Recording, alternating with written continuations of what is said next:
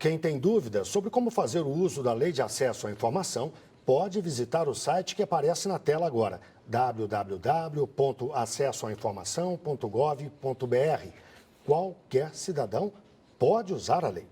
E a questão da transparência é problema também em outros países. Na Grã-Bretanha, a divulgação de cartas secretas do Príncipe Charles, dirigidas a autoridades do alto escalão do governo, gerou um amplo debate sobre o direito à informação e a neutralidade da política da monarquia. Quem traz os detalhes é a correspondente Gisele Garcia.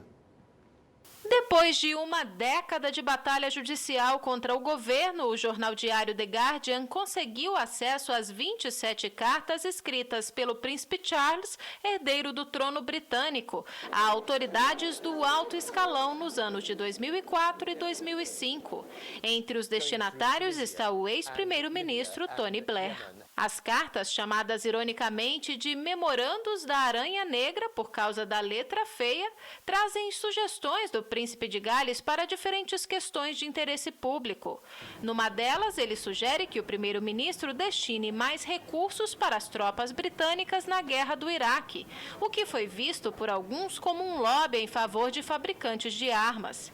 Em outra, Charles incentiva Blair a contrariar uma diretriz da União Europeia e garantir a disponibilidade de ervas medicinais no Reino Unido. A influência exercida pelo príncipe sobre o governo da época levantou questionamentos sobre o respeito à neutralidade política da monarquia prevista na Constituição britânica. O governo gastou quase 400 mil libras, cerca de 1.800.000 reais, com custas judiciais para tentar impedir a publicação das cartas. A decisão da Suprema Corte autorizando o acesso aos documentos foi celebrada pelo jornal The Guardian como uma grande vitória em uma longa batalha pela liberdade da informação na Grã-Bretanha. O porta-voz do Príncipe Charles lamentou a divulgação dos documentos e disse que a ação vai inibir sua habilidade de expressar preocupações e de divulgar sugestões apresentadas a ele durante viagens e reuniões. O porta-voz afirmou ainda que os assuntos levantados nas cartas são de interesse público e não desrespeitam o princípio da neutralidade da monarquia. Vamos conversar com o cientista político Emir Sader, que está no Rio de Janeiro. Emir, boa noite. Qual a repercussão dessas revelações lá na Grã-Bretanha? Boa noite.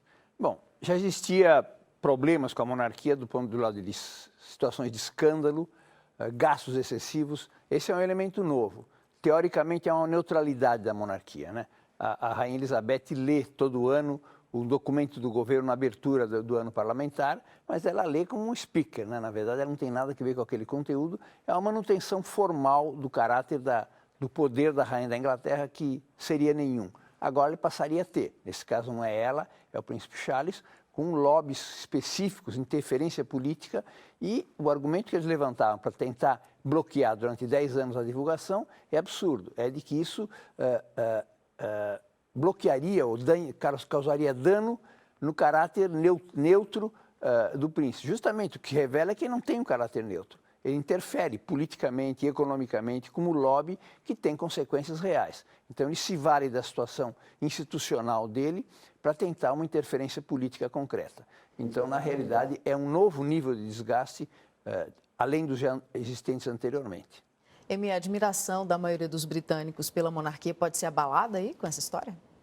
Bom, pelo resultado eleitoral último, que foi uma vitória arrasadora dos conservadores, aparentemente não. Porque esse é um elemento obviamente conservador no hábito, no estilo de vida, aos desgastes históricos acumulados, mas se vê que mesmo numa situação difícil economicamente, socialmente na Inglaterra, os conservadores se reafirmaram. Então se pode deduzir que aqueles que mais se identificam com a rainha são aqueles direitistas conservadores mais tradicionais, dão apoio, respaldo à continuidade desse elemento esdrúxulo de sobrevivência pré-capitalista que é a monarquia, que existe, além do mais, em vários países da Europa ainda. Emir Sader, obrigado. Uma boa noite.